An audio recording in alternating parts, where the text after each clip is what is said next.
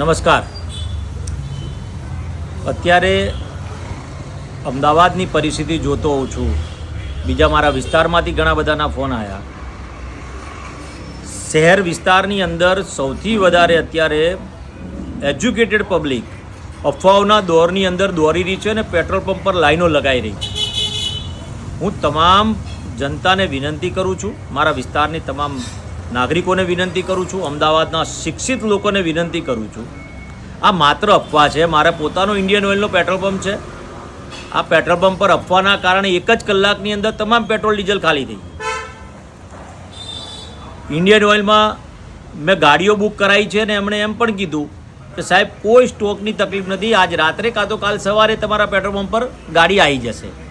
કહેવાનો મતલબ એ છે કે માત્ર અફવા છે. માન્ય નાયબ મુખ્યમંત્રી હર્ષભાઈ સંઘવી અને સરકારી અધિકારીઓ અને પેટ્રોલ પંપના પ્રમુખોએ પણ વિડીયો બનાવીને સોશિયલ મીડિયાના માધ્યમથી મૂક્યો છે કે ભાઈ આ માત્ર અફવા છે.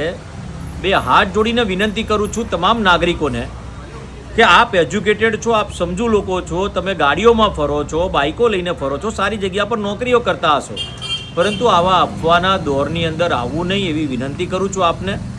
અને પેટ્રોલ ડીઝલ પ્રમાણસર મળવાનું છે. તમે જે રીતના ભીડ અને જે રીતના તમે લાઈનો લગાવી છે એના કારણે શોર્ટેજ તો 100% થાય, પરંતુ અત્યારે પૂરતો સ્ટોક છે એવું સરકારી વિભાગની મેં સોશિયલ મીડિયામાં વિડીયો પણ જોયા છે અધિકારીઓના.